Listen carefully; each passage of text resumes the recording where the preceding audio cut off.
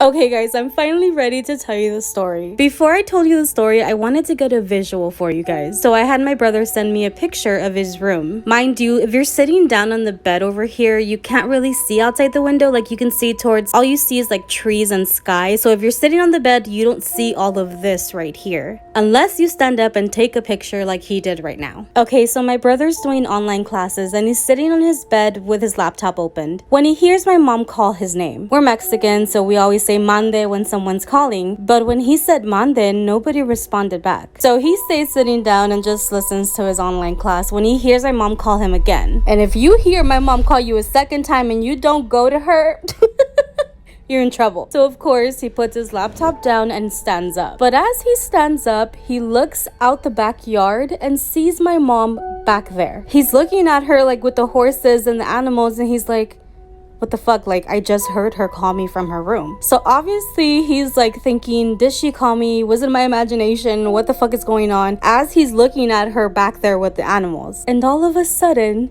he hears her call his name again. But this time he was paying attention. My brother told me that this time when he heard my mom's voice calling him from her room, he could tell that this voice was trying to sound like my mom, but it wasn't my mom. Like something was off. He told me that he like really paid attention to it and it was like if something was mimicking our mom, but it wasn't her. So now that he's heard her call him 3 times and he still hasn't gone, and now he sees her in the backyard, he's like, no, I'm not going out there. Fuck that. He told me that he literally like stared at her from the backyard because it's like, okay, is that our mom or is our mom really in the room? Like what the fuck is going on? But he actually waited for her to come all the way back into the house again before he went out of his room and asked her if she was calling him. And as you expect, my mom never called his name.